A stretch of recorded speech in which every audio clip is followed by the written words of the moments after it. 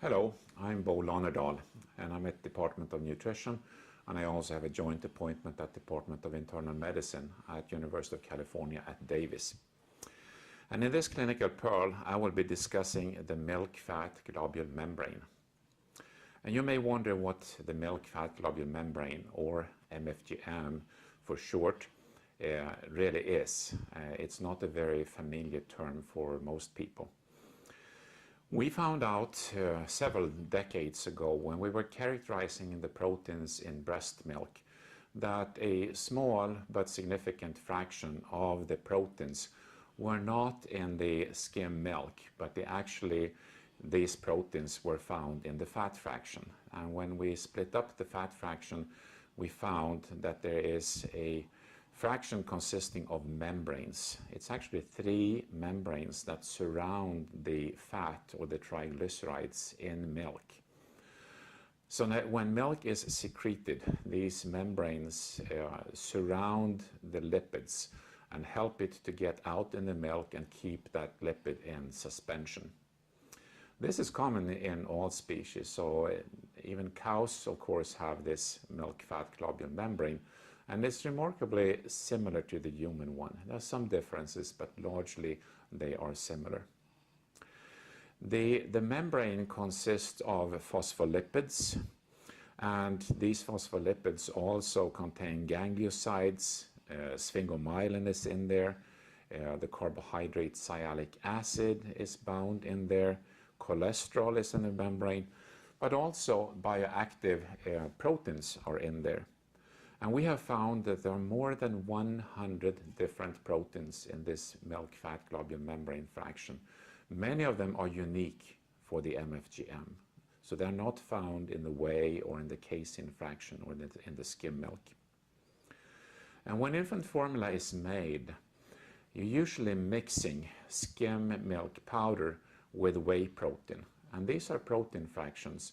The cow's milk fat is usually separated because since about 50 years ago, infant formula doesn't contain milk fat. It was considered at that time not to be beneficial to infants, and instead mixtures of vegetable oils are used today.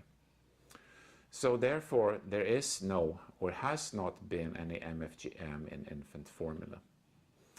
However, today the dairy industry can isolate this MFGM fraction, and there are some companies in this world now that have the MFGM commercially available.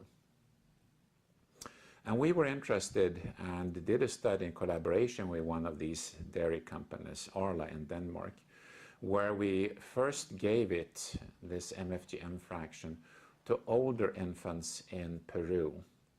The reason we did it in Peru was that you have, of course, a lot of gastrointestinal infections there. They're very common because of poor hygiene in the outskirts of Lima in particular, but there are many poor areas.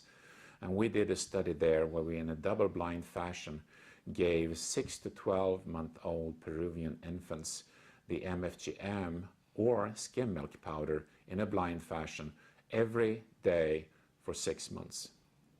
We also gave them micronutrients to make sure that they were not lacking micronutrients in the diet. So we added the MFGM to their complementary food in the mid-morning and mid-afternoon.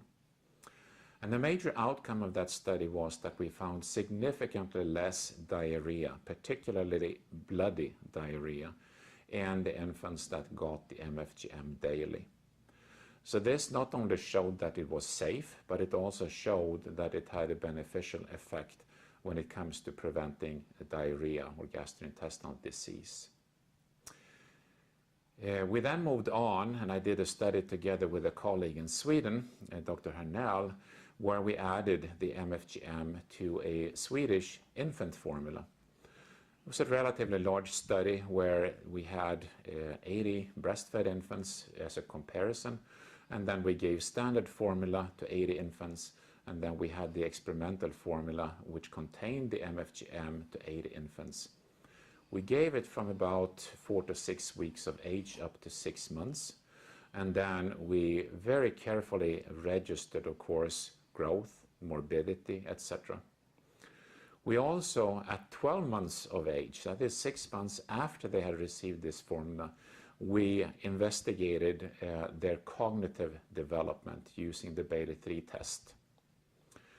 We had two major outcomes of this study. First, we found that they had those that got the MFGM had significantly less infections as judged by prescription of anti-fever medications, but also significantly fewer otitis media episodes.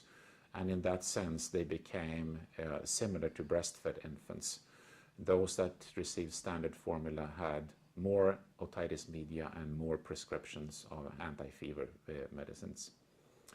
We also found that the cognitive development of those infants that had received the formula with the MFGM was significantly better than those that received standard formula, and there was no difference to breastfed infants. And this is the first study where you've been able to mimic the performance of breastfed infants by adding a component to infant formula. And we've been very encouraged by that, and we are doing long-term follow-up study of those infants also. So overall, a reduction of infection and improved cognitive development. We don't know what in the MFGM is causing these things. There may be different components causing the different outcomes. We don't know that yet. So more basic and applied research is needed on this MFGM fraction for sure. Also, the MFGM fractions from different companies vary in composition, and we don't know, again, if other manufacturers' MFGM would behave the same way. So comparative studies are definitely needed. I should also mention that we didn't see any adverse effects in our study in Sweden, but one study has observed more eczema in those infants that got an MFGM fraction added to it. It was not the same MFGM as we added, and also it was a smaller study. The eczema here was self-reported, that is, the parents reported it, there were no physicians, which really needs to be done when it comes to allergy and eczema. So this needs to be explored further. We have reanalyzed all our data, and we did not see any significant differences in any type of rash or eczema between the infants that got the MFGM and those that got standard formula. So we did not see it in our larger study. But it's something to keep an eye on, and further studies certainly will look at this outcome also. But overall, MFGM seems to be a very promising component, and we are closing one of the gaps between infant formula and breast milk by adding this, in my opinion, and I think that is a step forward. There are many things that are difficult to copy from breast milk, but this may be at least one component where we can attempt to make it more similar. So with that, I would like to thank you for watching this Clinical Pearl video on pediatric nutrition, ce.org. Thank you.